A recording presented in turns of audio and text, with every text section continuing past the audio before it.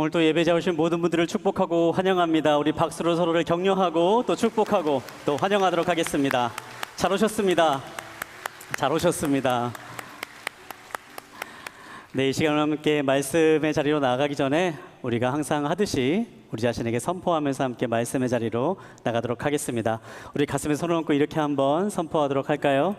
하나님이 우리와 함께 하십니다.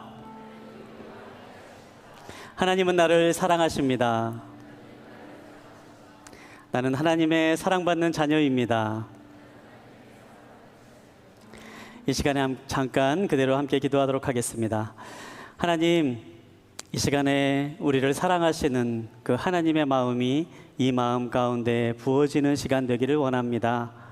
세상에서 상처받고 또 세상에서 신음하다 주님의 그 사랑이 그리워 예배의 자리로 나아오니 하나님, 이 시간에 이 마음 가운데 찾아와 주시고 하나님의 한량없는 은혜와 사랑을 가득 담아 돌아가는 시간 될 수 있도록 주님 함께하여 주시옵소서.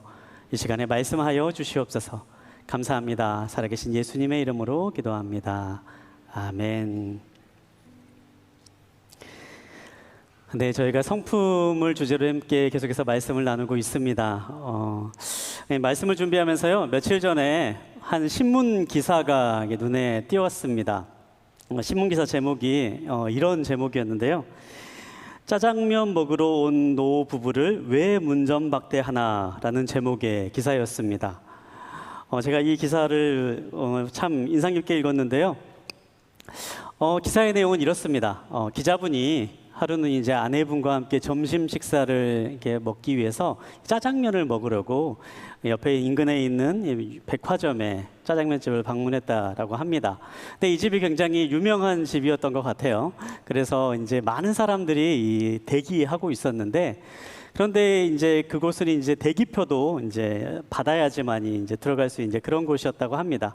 그런데 이제 한 노부부가 짜장면 집에 이제 들어가기 위해서 이제 번호를 받으려고 이제 기다리고 있는데요.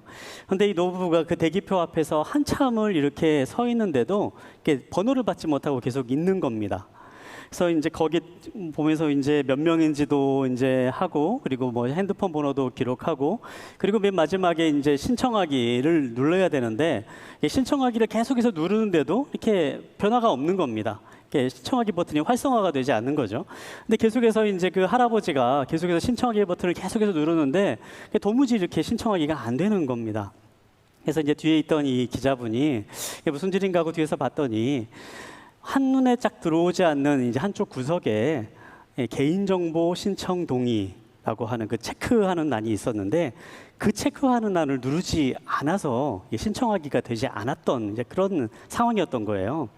그래서 이 기자분이 이제 조용히 뒤에 가서 이제 신청하기 버튼을 그냥 눌러드렸더니 그때 이제 할아버지가 이제 신청하기가 눌러지게 되었고 번호를 받았더라.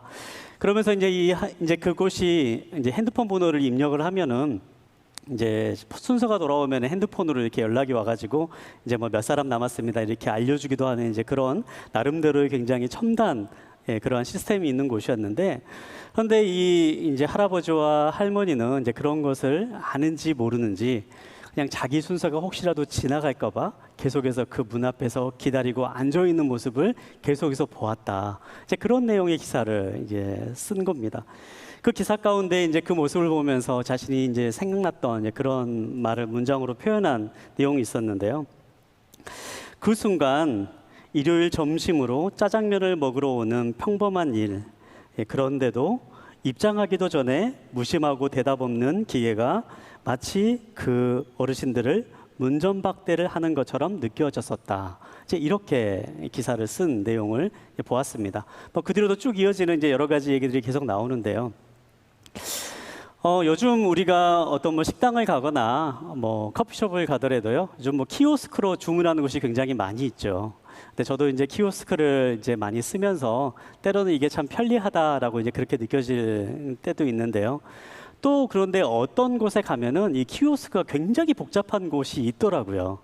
저도 이제 굉장히 젊은 나이이지만 그럼에도 불구하고 이 키오스크가 굉장히 복잡하고 순서도 많고 뭐 절차도 많아가지고 사실 그 앞에서 그거 하나하나 어떻게 하는지 알기도 쉽지 않은 이제 그러한 것들도 제가 경험한 적이 있습니다. 분명 우리가 살아가고 있는 시대가 효율성을 따지는 시대가 되었고, 어떻게 하면 조금 더 빠르게 무엇인가를 해낼 수 있을 것인가, 이러한 부분에 많은 관심을 가지면서 빠른 시간 안에 많은 일들을 이렇게 해낼 수 있는 이제 그러한 환경과 상황들이 만들어져 있는 시대를 우리가 살아가고 있습니다. 그런데 그럼에도 불구하고 제가 한번 이제 이 기사를 보고 또 제가 과거에 경험했던 그러한 경험들을 생각을 해보면서, 우리가 그렇게 속도와 효율성을 생각하고 중요시 여기는 상황 가운데서 어쩌면 우리의 삶 가운데 여유로움이라는 것이나, 어쩌면 인간적이라는 것이나, 어쩌면 그 가운데서 느껴지는 따뜻함이라고 하는 그러한 것들은 점점 뒤로 미루어지고 있는 그러한 세상을 우리가 살아가고 있지는 않나, 이제 그런 생각을 해보았습니다. 오늘 우리가 함께 살펴볼 말씀의 제목은요, 환대의 능력, 온유라는 성품에 대해서 함께 말씀을 살펴보고자 합니다.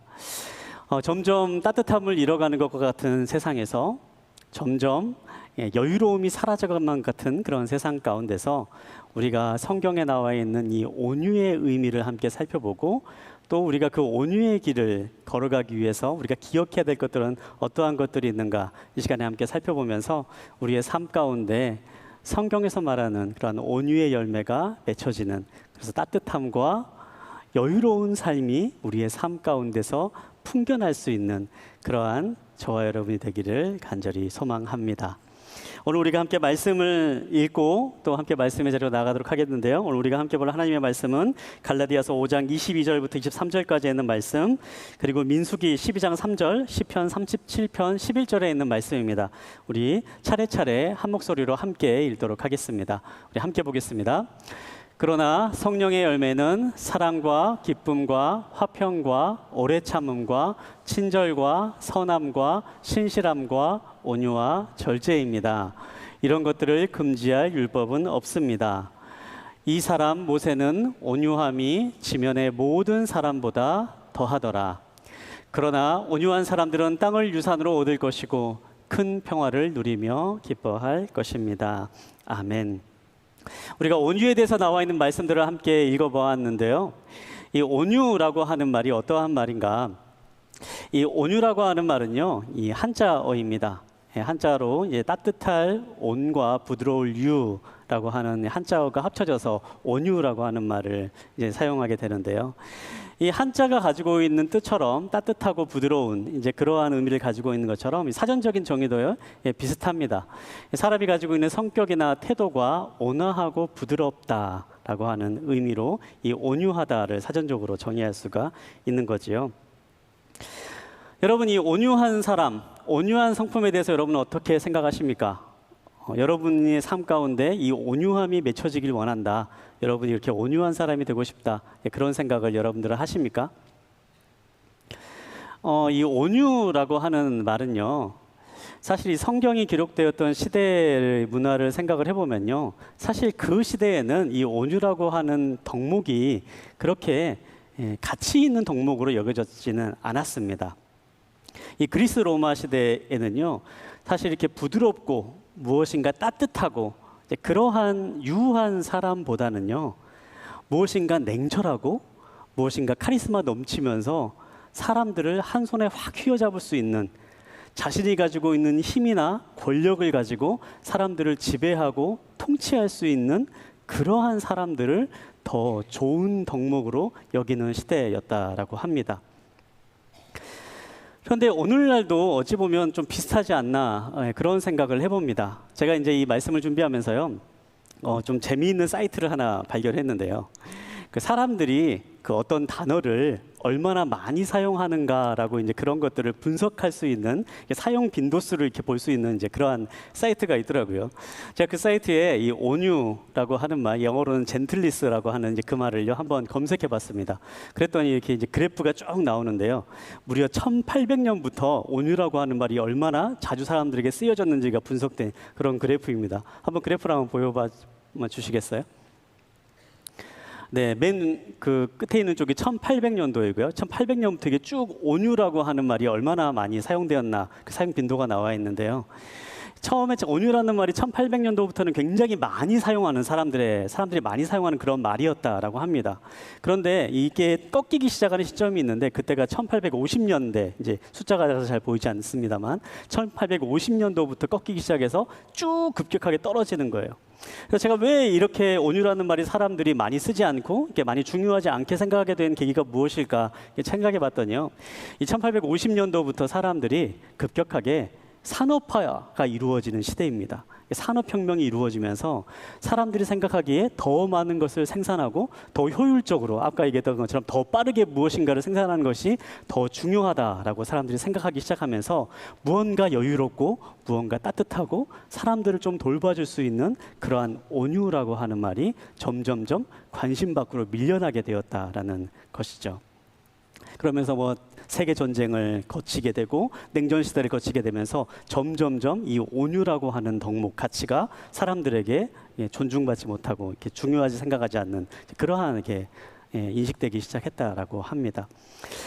여러분 어떠십니까? 여러분은 지금 온유라고 하는 말, 이 말이 정말 부럽다. 나도 저런 성품을 가지고 있으면 참 좋겠다. 그렇게 생각하십니까? 오늘날 온유라고 생각을 하면요, 왠지 유약해 보이는 사람. 온유라고 하면 왠지 연약한 사람, 그리고 온유한 사람이다라고 하면 왠지 줏대 없이 사람들 말에 이렇게 흔들리는 그러한 사람, 그리고 그렇게 연약하고 유약한 사람의 모습으로 사람들의 마음 가운데 좀 부정적인 그러한 인식을 가지고 있지는 않나, 그렇게 생각을 해봅니다. 그런데 성경에서는요, 사실 이 온유라고 하는 말이 그렇게 연약하고 유약한, 때로는 무력한 그러한 모습으로 그려지진 않습니다. 성경에는 이 온유함이라고 하는 단어가 헬라어로 프라우테스라고 하는 단어가 사용되는데요. 이 단어가 성경에 사용되었을 때는 크게 세 가지 상황에서 세 가지 상황을 담아서 사용되었다라고 합니다. 첫 번째 상황은 강한 바람이 불어올 때에 태풍처럼 강한 바람이 불어오다가 갑자기 그 바람이 잔잔해졌을 때에 프라우테스, 온유라는 단어를 사용해서 표현했다라고 합니다. 또 다르게는요, 야생마가 사람들에 의해서 길들여지고 훈련되어서 훈련된 대로 바르게 뛰어다니는 모습을 보면서 이 프라우테스, 온유하다라는 걸 말을 사용했다라고 그래요. 또 하나는 사람이 이제 질병에 걸려서 갑자기 고열이 나면서 열이 끓기 시작을 하는데 이 사람을 적절하게 잘 치료해줘서 열을 잡았을 때, 그랬을 때에 이 프라우테스라고 하는 온유라고 하는 단어를 함께 사용했다라고 합니다. 이 온유라고 하는 말이 가지고 있는 의미가, 밑바탕에 깔려있는 의미는 무엇입니까? 이 밑바탕에 깔려있는 의미는요, 무기력함이나 무력함으로 시작되는 감정이 아닙니다. 이 온유라고 하는 것은요, 그 내면에 강대한 힘을 가지고 있는 것입니다. 그 내면에 강력한 힘을 가지고 있는 것이 길들여지고 다스려져서 적절한 순간에 적절하게 표출될 수 있는 상황에 있을 때, 바로 그때 성경에서는 온유하다라고 그렇게 표현하고 있는 것입니다. 그렇기 때문에 온유한 사람은요, 연약한 사람이나 유약한 사람이 아닙니다. 그렇기 때문에 온유한 사람은 이렇게 귀가 얇은 사람이 아닙니다. 온유한 사람은 내면의 힘을 가지고 있는 사람입니다. 내면에 강한 힘을 가지고 있기 때문에 다른 사람을 안아줄 수 있는 능력이 있는 사람이고요. 내면에 강한 힘이 있기 때문에 누군가에게 다가가서 먼저 적극적으로 손을 내밀어 줄 수 있는 사람입니다. 온유한 사람은 내면에 강한 힘을 가지고 있기 때문에 수동적으로 끌려다니는 사람이 아니라 누군가를 품어줄 수 있는 그런 따뜻함이 가지고 있는 사람, 그런 적극성을 가지고 있는 사람, 그런 사람이 성경에서 말하고 있는 온유한 사람의 모습인 것입니다. 오늘 말씀을 함께 묵상하면서요, 우리가 그러한 온유한 사람의 모습을 닮아갈 수 있게 되길 바랍니다. 그래서 우리를 통해서 많은 사람들이 위로를 받고 따뜻함을 누리는 그러한 일들이 있게 되기를 간절히 소망합니다. 오늘 말씀을 계속해서 살펴보면서 이 온유에 대해서 살펴보도록 하겠는데요. 그렇다면 우리가 어떻게 하면 이 온유한 사람이 될 수 있을까? 온유한 성품을 가지기 위해서 우리가 기억해야 될 부분들은 어떠한 부분이 있을까? 함께 우리 말씀에 나와 있는 얘기들을 보면서 함께 살펴보기를 원합니다. 그 가운데 우리가 앞에 나왔던 이 민수기 12장에 나와 있는 사건을 통해서 이 온유한 사람의 모습, 온유한 사람을 살기 위해서 기억해야 될 것들은 어떤 것인가를 함께 살펴보려고 하는데요. 첫 번째로 나누기를 원하는 것은요, 온유한 사람은 감정에 휘둘리지 않는 사람이라는 것입니다. 온유한 사람은 감정에 휘둘리지 않는 사람이라는 것입니다. 민수기 12장 3절 우리가 처음에 읽었던 말씀인데요. 이 말씀을 보면요, 성경에서 이 땅에 살아가고 있는 사람들 가운데 가장 온유한 사람이 바로 모세다라고 그렇게 이야기하는 내용이 담겨져 있습니다. 개역개정 번역의 성경에 있는 번역인데요. 그렇다면 이 모세라는 사람이 어떻게 온유한 사람으로 하나님께 인정받고 또 성경에도 기록될 수 있었는가? 우리가 이 의미를 좀 더 살펴보기 위해서는요, 이 민수기 12장에 나와 있는 사건과 그 전후의 맥락들을 조금 깊이 있게 살펴볼 필요가 있습니다. 12장 1절에 있는 말씀인데요. 12장 1절에 있는 말씀을 제가 이 시간에 한번 읽어드리도록 하겠습니다. 민수기 12장 1절에 있는 말씀입니다. 모세가 얻은 에티오피아 여자 때문에 미리암과 아론이 모세를 비방했습니다. 이는 모세가 그 에티오피아 여인과 결혼했기 때문입니다. 네, 이 민수기 모세가 가장 온유한 사람이다라고 그렇게 우리에게 알려주고 있는 이 이야기의 시작은요, 모세가 에티오피아 여자와 결혼했다라고 하는 이야기로 시작이 됩니다. 그런데 이게 모세가 에티오피아 여자와 결혼한 게 무슨 큰 문제였는가? 그 문제가 어떤 문제였는지 정확하게 기록되어 있지는 않지만요, 그 사건으로 인하여서 모세의 가족 간에 다툼이 일어나고 있었다라고 그렇게 기록하고 있죠. 1절을 보면은 미리암과 아론이 모세를 비방했다라고 그렇게 기록되어 있는데요. 여기서 나온 미리암과 아론은요, 모세의 누나가 미리암이고요, 모세의 형이 아론입니다. 모세의 누나와 형이 모세가 에티오피아 여자와 결혼한 그 사실을 놓고 모세를 비방하고 공격하기 시작했다라고 그렇게 기록하고 있는 것이죠. 어찌된 이유였을까요? 사실 에티오피아 여자와 결혼한 게 얼마나 큰 문제였는지, 얼마나 큰 잘못인지 그 이유는 성경에 잘 나와 있지 않습니다. 그런데 좀 성경을 계속해서 읽어보면요, 이 누나와 형이 모세를 이렇게 비방하고 비난하고 공격한 것이 단지 이방 여인과 모세가 결혼했기 때문은 아닌 것처럼 보여지는 내용들이 나옵니다. 그 뒤에 나와 있는 말씀을 함께 보도록 하겠는데요. 우리 2절에 있는 말씀을 이번에 우리 한 목소리로 한번 함께 읽어보도록 할까요? 2절에 있는 말씀입니다. 우리 함께 보겠습니다. 시작. 그들이 말했습니다. 여호와께서 모세를 통해서만 말씀하시겠느냐? 우리를 통해서도 말씀하시지 않겠느냐? 그러자 여호와께서 이 말을 들으셨습니다. 네, 그리고 이 3절에 있는 말씀, 모세가 가장 온유한 사람이다라고 하는 말씀이 나오는데요.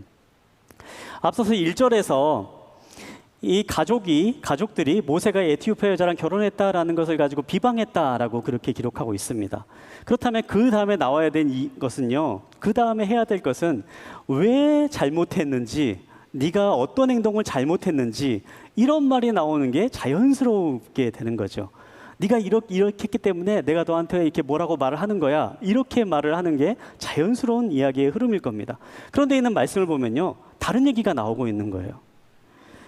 모세에게 말합니다. 여호와께서 너를 통해서만 말씀하시겠느냐? 우리를 통해서도 말씀하지 않겠느냐? 이렇게 얘기를 하고 있는 거예요. 사실 문제의 본질은요, 모세가 누구랑 결혼했느냐에 있지 않았던 거죠. 모세가 어떤 사람과 결혼했느냐, 그거는 그냥 하나의 빌미였을 뿐이고요. 이 빌미를 빌미 삼아서 그냥 평소에 쌓아뒀던 감정을 그 자리에서 쏟아내고 있는 모습입니다. 당시에 이제 이스라엘의 상황들을 살펴보면요, 모세가 이스라엘에 이끄는 지도자로 있었지만 그의 형과 누나였던 이 아론과 미리암도 이스라엘에서 굉장히 영향력이 있는 영적인 지도자들이었습니다. 이 아론은 이 대제사장이었지요. 그래서 이스라엘 사람들이 이제 제사, 우리로 말하면 예배를 드릴 때에 그 예배를 인도하고 이게 이끌어가는 역할을 했던 사람이 바로 이 아론이었습니다. 미리암은 출애굽기를 읽어보면요, 여선지자였다라고 그렇게 기록되어 있어요. 출애굽기 15장에 있는 말씀을 보면 이 모세가 이스라엘 백성들이 홍해 바다를 가르고 이제 홍해 바다를 무사히 건넌 이후에 사람들이 하나님 앞에 찬양하는 모습이 기록되어 있는데, 그 찬양하는 모습을 기록하고 있을 때에 미리암이 손에 악기를 들고 여성들을 이끌면서 찬양을 하나님께 올려드렸다라고 하는 그러한 내용들이 나옵니다. 그런 모습 미루어 봤을 때 이 미리암, 모세의 누나였던 미리암은요, 당시 여성들 가운데에서 굉장히 중요한 위치를 차지했던 지도자였다라고 그렇게 볼 수 있습니다. 그런데 시간이 흘러가면서 어떻게 됩니까? 우리가 이제 성경을 조금 아시는 분들은 아시겠지만요, 그 다음부터 점점점 이스라엘의 역사가 지내가면서요, 모든 일들이 모세를 중심으로 이루어지기 시작을 합니다. 모든 일들이 모세에게 권위를 부여하기 시작합니다. 모세가 이스라엘 사람들의 가장 중심에 서기 시작을 합니다. 상대적으로 아론과 미리암의 역할이 줄어들기 시작하는 그러한 상황 가운데 있었던 거죠. 그 가운데서 미리암과 아론이 모세를 보면서 시기하는 마음, 질투하는 마음, 부정적인 마음이 그 마음 가운데 쌓여졌을 것으로 그렇게 볼 수 있습니다. 그랬던 순간 모세가 갑자기 에티오피아 여자랑 결혼한 거죠. 뭔가 마음에 안 드는 일이 생긴 겁니다. 그리고 그게 시작이 되어서 방아쇠처럼 분노가 일어나게 되고, 그걸로 인해서 모세를 비방하는 그러한 모습이 이 민수기 12장에 나와 있는 모습입니다. 사람들은 자기가 원하는 대로 되지 않을 때, 사람들은 자기가 바라는 바람이 이루어지지 않을 때 그 마음 가운데 분노의 마음이 생겨납니다. 자기가 뜻하는 게 되지 않을 때, 무엇인가 내가 원하는 것이 이루어지지 않을 때 부정적인 마음들이 쌓이게 되고, 불쑥불쑥 무엇인가 나쁜 생각들이 솟아나기 마련입니다. 어찌 보면 우리의 삶 가운데 세상 살아가다 보면요, 그런 부정적인 마음이 들고 나쁜 생각이 드는 것은 자연스러운 것도 같습니다. 그냥 세상 살면서 다 행복하고 아무렇지도 않게 그냥 매일매일 살아가는 사람이 얼마나 많이 있을까요? 그런데 중요한 것은요, 그런 부정적인 생각들, 그런 분노가 생기는 마음들, 그러한 마음이 싹틀 때에 온유한 사람들은 그 부정적인 생각들, 그 분노의 마음들을 다스리고 가라앉힐 수 있는 사람들이라는 사실입니다. 제가 이 말씀을 묵상하면서요, 제가 어렸을 때 자랐던 저희 모교의 목사님이 생각이 났습니다. 저는 이제 고등학교 때까지 지방에 있는 저희 모교회에서 신앙생활을 하다가 대학 다니면서 이제 서울로 옮겨서 이제 살았는데요. 제가 이제 고등학교 때까지 쭉 자랐던 이제 모교회의 목사님은요, 이제 그 특별한 은사를 가지고 계신 분이셨어요. 그래서 이제 신유의 은사라고 하죠. 사람들 기도하면 병을 고치는 이제 그러한 일들이 좀 많이 일어나는 이제 그러한 교회였습니다. 그렇다고 뭐 이상한 교회는 아니었으니까요. 오해는 하지 마시고요. 그런 교회의 목사님이셨는데요. 이제 부흥사로 좀 이름이 있는 이제 그러한 분이셨습니다. 근데 뭐 여러분들이 부흥사분들을 많이 보셨을지 모르겠지만요, 부흥사분들을 제가 만나서 느끼는 것이 있다면요, 부흥사분들이 굉장히 성격이 굉장히 걸걸하세요. 굉장히 이제 좀 이렇게 걸걸하시면서 이게 막 직설적으로 이렇게 표현하고 이제 그러한 분들이 참 많으시거든요. 근데 저희 교회 목사님도 좀 그런 분이셨어요. 좀 그런 게 강하셨어요. 그래서 이제 뭔가 좀 이렇게 마음에 안 들고 뭔가 이렇게 눈에 좀 거슬리는 거나 뭔가 좀 잘못된 것을 보면요, 이제 그 자리에서 그걸 지적하고 이제 말씀을 하셔야 되는 이제 그런 분이셨습니다. 심지어는 예배 시간에도 이제 뭔가 이렇게 좀 그런 분이 있으면요, 이제 그 자리에서 이제 일어나 세우고 막 그러셨던 이제 그런 분이셨습니다. 예배 시간에 일어나서 이제 세운다면 여러분 어떠시겠습니까?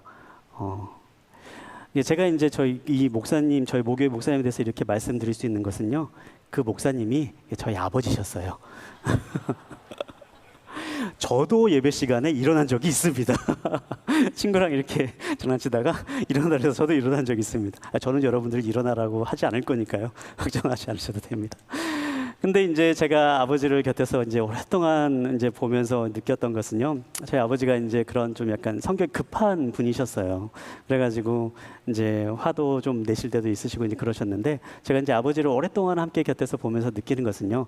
아, 이 정도쯤 일이면 아버지가 화를 내실 때가 됐는데스러운 일들이 보이는 겁니다. 이제 알게 되는 거죠. 그러면 여지없이 이제 아버지가 이제 화를 내시고 이제 그런 경우들이 종종 있었습니다. 그런데 이제 언젠가 좀 보다 보니까요, 어느샌가는 아, 이 정도쯤이면 이제 아버지가 화를 내실 법한데라고 하는 순간이 다가왔는데, 그런데 아버지가 화를 내지 않고 그냥 지나가시기 시작하는 일들이 생겨나기 시작하는 겁니다. 이거는 진짜 꼭 진짜 화내실 것 같은데 막 그런 순간들이 딱 보이는데, 그런데 아버지가 아무 말씀 안 하시고 그냥 가시는 거예요. 지나가시는 거예요. 참 이상하다. 이제 그런 생각을 했는데요. 근데 저희 아버지가 이제 목회를 하시면서 이제 특별한 취미가 없으셨어요. 이제 교회와 이제 기도하시고 이제 말씀 전하시고 교회 일에만 집중하시는 이제 그런 분이셨는데, 근데 저희 아버지가 가지고 있는 뭐 취미라고 하면 취미 같은 게 하나가 있었는데요. 그게 이제 저희 집 뒤에 있는 이제 작은 낮은 산이 하나 있었습니다. 그런데 그 동산을 거의 뭐 하루에 한 번씩 이제 꼭 시간 될 때마다 이렇게 오르시는 거예요. 근데 나중에 제가 알고 봤더니 이 아버지가 이렇게 산을 올라가시는 게 등산을 좋아해서 가셨다기보다는 그 산을 올라가시는 게 마음을 다스리시는 시간이셨더라고요. 그 산을 오르시면서 기도하시고 뭔가 좀 불편한 마음이 있으면 그 산을 오르시면서 마음에 있는 것들을 내려놓고 또 하나님께 나아가고 하나님께 집중하면서, 그래서 매일매일 산을 그렇게 오르셨던 것을 나중에 알게 되었습니다. 우리가 우리의 삶 가운데 이렇게 불쑥불쑥 어떠한 감정이나 화나 어떠한 그 부정적인 생각들이 드는 거는 누구나 다 마찬가지입니다. 그런데 중요한 것은요, 그렇게 드는 감정들을 우리가 다스릴 수 있느냐, 그렇게 솟아오르는 감정들을 내가 얼마만큼 건강하게 표현할 수 있느냐, 이것이 더 중요한 문제라는 사실입니다. 여러분, 온유한 사람은 어떠한 사람입니까? 우리가 오늘 본문에 있는 말씀을 보면요, 미리암의 상황을 생각해보고 또 모세의 생각을 생각해봐도 어찌 보면 이 두 사람 다 분노가 솟아나고 마음의 불편함이 쌓여 있을 수 있는 상황이었습니다. 미리암의 입장을 생각해봐도요, 충분히 화가 날 수 있는, 그런 분노가 생길 수 있는 그러한 상황이었습니다. 그리고 미리암은 그 순간에 자신의 감정을 그대로 쏟아냈습니다. 그런데 모세는 어떻습니까? 모세의 입장에서 생각을 해보면요, 모세 역시도 분노가 생길 수 있는 상황이었죠. 내가 결혼한 게 뭐가 잘못이라고, 어떻게 형과 누나가 나한테 이렇게 나를 비난할 수 있어, 내 편이 돼주지는 못할 망정, 그런 마음이 마음 가운데 생겨날 수 있는 상황이었습니다. 그런데 모세는 그 순간에 그 분노를 쏟아내지 않았던 거죠. 감정을 다스릴 수 있었기 때문입니다. 온유한 사람은 어떤 사람입니까? 온유한 사람은요, 감정을 다스릴 수 있는 사람입니다. 마음 가운데 생겨나는 부정적인 생각이 들 때에 그 부정적인 생각에 휩쓸려서 살아가고 그 부정적인 생각에 매몰되어서 살아가는 것이 아니라 그 부정적인 생각을 깨닫고 그 감정을 다스리면서 건강한 방법으로 표현할 수 있는 사람이 온유한 삶을 살아가는 삶인 거죠. 여러분 가운데 혹시라도 순간순간 부정적인 생각이 든다면요, 여러분 그 순간에 그 마음을 돌이켜 보시기 바랍니다. 아, 내가 부정적인 생각을 하고 있구나. 여러분의 마음 가운데 어떤 분노가 생겨날 때는요, 그 분노를 그냥 휩쓸리지 말고요, 아, 내가 지금 화가 나 있구나, 한번 스스로를 돌이켜 보시기 바랍니다. 그리고 더 나아가서 하나님, 제가 이 감정을 다스릴 수 있게 도와주십시오, 한번 그렇게 기도해 보시기 바랍니다. 우리의 감정이 생겨날 때에 우리가 그 감정을 발견하고 내가 정말 지금 불편하구나, 내가 지금 화를 내고 있구나, 내가 좀 마음이 좀 어렵구나, 이것을 인지하기 시작하면요, 그 순간에 신비하게도 마음이 가라앉는 것을 볼 수가 있어요. 사랑하는 여러분, 마음을 다스릴 수 있게 되길 바랍니다. 여러분의 마음 가운데 여러분을 불편하게 하고 여러분의 삶을 흔드는 어떠한 감정이 생겨난다면요, 그 순간에 내가 이 마음을 다스려야겠구나, 그렇게 한번 여러분 스스로를 돌이켜 보시기 바랍니다. 그리고 하나님께 나아가시기 바랍니다. 주님 도와주십시오. 주님, 제가 이 마음을 다스릴 수 있게 해주십시오. 그럴 때에 우리의 마음 가운데 하나님이 주시는 손길을 경험하게 될 것이고, 우리가 온유한 사람의 자리로 나아갈 수 있는 그러한 발걸음을 내디딜 수 있게 될 것입니다. 그 온유의 길로 나아가는 저와 여러분 되시길 바랍니다. 두 번째로 함께 살펴보길 원하는 것은요, 온유한 사람은 하나님이 함께 하시다라는 것을 아는 사람입니다. 하나님이 지금 나와 함께 하심을 기억하는 사람이 온유할 수 있습니다. 다시 한번 우리가 민수기 12장에 나와 있는 이야기로 한번 돌이켜 보려고 하는데요. 자신에 대해서 비난하고 비방하는 이 누나와 형을 보면서 모세는 아무런 대꾸도 하지 않습니다. 어찌 보면 화가 날 수 있고 억울할 수 있는 바로 그 상황에서 모세는 아무런 말도 하지 않고 그냥 침묵으로 그들의 말을 들어주고 받아주고 수용해주고 있는 모습을 볼 수가 있습니다. 그런데 그럴 때 어떤 일이 일어납니까? 민수기 12장 6절부터 8절까지 있는 말씀인데요, 우리 12장 6절부터 8절까지 있는 말씀을 우리 한 목소리로 한번 함께 읽도록 하겠습니다. 함께 보겠습니다. 여호와께서 말씀하셨습니다. 내 말을 잘 들어라. 여호와의 예언자가 너희 가운데 있으면 내가 환상을 통해 나를 그에게 알리고 꿈을 통해 그에게 말한다. 그러나 내 종 모세에게는 그렇지 않다. 그는 내 모든 집에서 신실한 사람이다. 내가 그에게는 얼굴을 맞대고 분명하게 이야기하며 이해하기 어려운 말로 하지 않는다. 그는 여호와의 형상을 본다. 그런데 너희는 왜 모세를 비방하기를 두려워하지 않느냐. 아멘. 모세가 침묵하고 있자 하나님께서 나타나셔서 교통정리를 해주십니다. 하나님께서 길게 말씀하셨는데요, 하나님께서 말씀해 주시는 거예요. 그냥 요약해서 말씀드리면 하나님께서 모세는 특별하다 이렇게 말씀하시는 거예요. 너희가 모세에 대해서 왜 하나님이 너하고만 얘기한다고 얘기하냐, 그렇게 모세의 지도권을 가지고 이렇게 시비를 걸고 있는데 하나님이 그냥 한마디로 정리해 주시는 겁니다. 내가 너희들에게는 환상으로 말하고 내가 너희들에게는 그렇게 뭐 꿈을 통해서 말을 했지만 내가 모세라고 하는 이 사람은 나하고 직접 마주하고 그 나와 함께 지내면서 그렇게 얘기하고 있는 친밀한 사람이야. 모세는 특별해. 그렇게 교통정리를 한 번에 딱 해줘 버리시는 거예요. 제가 이제 이 말씀을 묵상하면서요, 모세가 자신을 향하는 비방과 억울함 가운데서도 그 마음을 잊지 않고 화내지 않고 분노하지 않았던 그 원인이 어디에 있을까? 저는 이 하나님께서 모세를 보면서 하셨던 이 말씀을 모세도 동일하게 느끼고 있었기 때문이 아닐까 생각합니다. 모세도 알고 있었던 거지요. 모세도 하나님이 자신과 함께 하신다는 것을 알고 있었기 때문입니다. 모세도 자신이 하나님이 자신과 함께 동행하시고 또 자기가 하나님 앞에서 잘못한 것이 없기 때문에 하나님이 내 편이 들어주실 거고 하나님이 나를 인도해 주실 것이다. 하나님께서 이 모든 일을 함께 하시는 하나님께서 정리해 주실 것이다. 그 사실을 잘 알고 있었기 때문입니다. 그렇기 때문에 자신을 향한 비방에도 자신을 향한 억울한 마음이 들 때에도 그 마음에 붙잡히지 않고 흥분하지 않고 분노하지 않고 받아줄 수 있었던 거죠.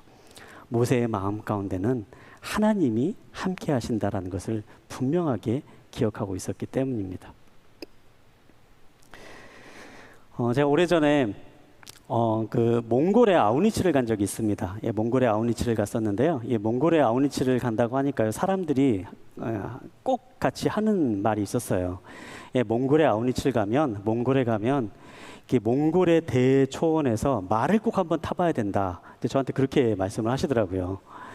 그래서 제가 그 말을 듣고 사역이 다 마치고요, 이제 귀국하기 바로 전날에 함께 갔던 저희 중고등부 친구들과 함께 갔었는데요. 중고등부 친구들과 함께 말을 타러 함께 갔습니다. 그런데 이제 말을 타러 갔는데요, 참 신기한 광경을 봤어요. 말을 타러 갔는데 말들이 이렇게 한 10여 마리가 이렇게 묶여 있는 겁니다. 말들이 이렇게 쭉 이렇게 묶여 있는데요. 그 주인이 오라 그러더니 탈 말을 고르라 그러는 거예요. 그래서 이제 그 가운데서 이제 어떤 말을 탈지 이제 손으로 딱 지목을 했더니 그 말을 이렇게 끌고 오는 겁니다. 그리고 저한테 고삐를 딱 주더니 이제 타라고 그렇게 얘기를 하는 거예요. 저는 이렇게 말 타러 간다 그랬을 때 처음 생각했을 때 제주도를 생각했거든요.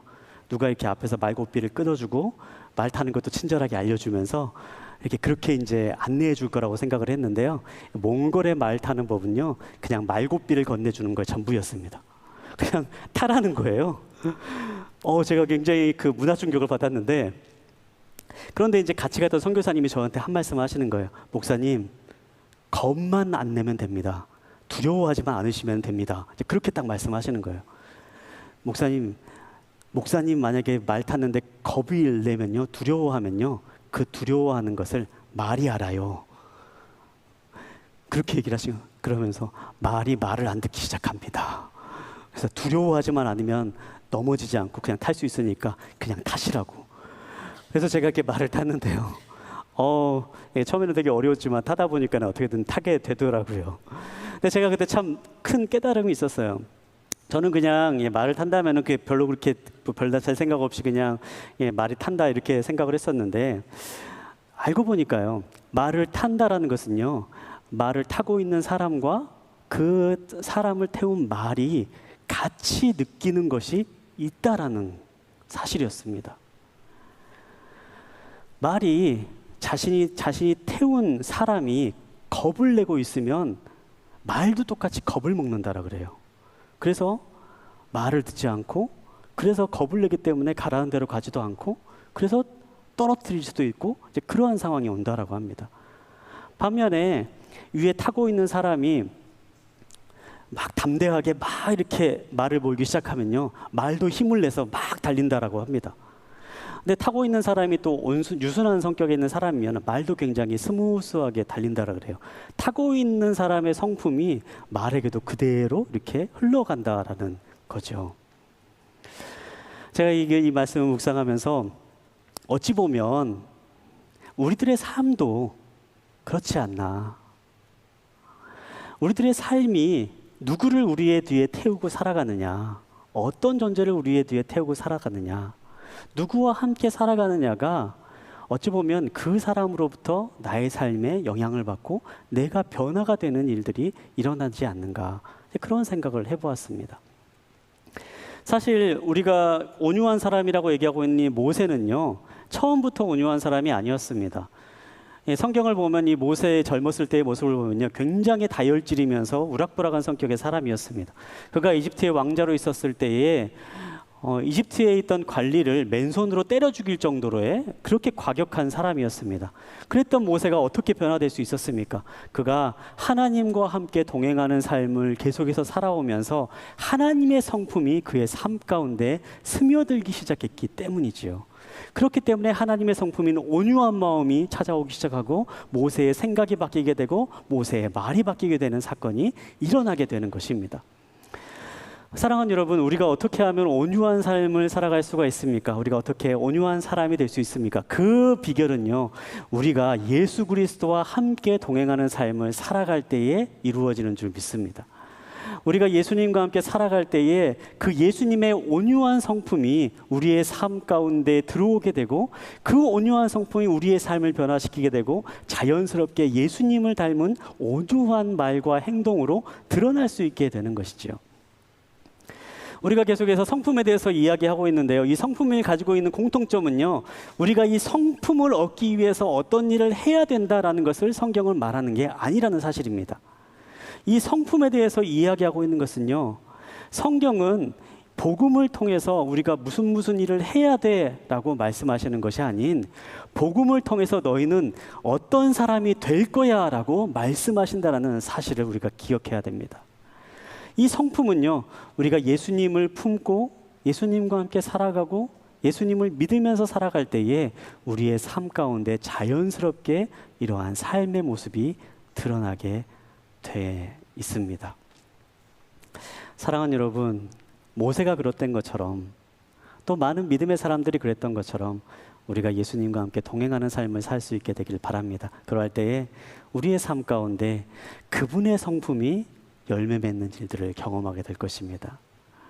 특별히 온유한 성품은요, 다른 사람이 아닌 나와 가장 가까이 있는 사람들에게 유익이 되는 성품입니다. 우리가 이 온유한 성품을 가질 때에 가장 먼저 기뻐하고 그 온유한 열매를 먹을 수 있는 사람들은요, 나와 함께 있는 가족이 가장 먼저 알게 될 것입니다. 그리고 나와 함께 있는 사랑하는 사람들이 그 열매를 가장 먼저 누리게 될 것입니다. 우리가 온유하게 사람을 품어줄 수 있고 사람을 일으켜줄 수 있고 그 사람들과 함께 해주는 성품을 갖게 될 때에 무엇보다도 내가 사랑하는 사람들에게 그 열매를 나눌 수 있는 유익이 있는 열매입니다. 우리가 그런 온유의 성품을 갖는 사람으로서 온유의 열매를 맺는 삶의 길을 걸어 나아가는 저와 여러분 되시기를 주님의 이름으로 축복합니다.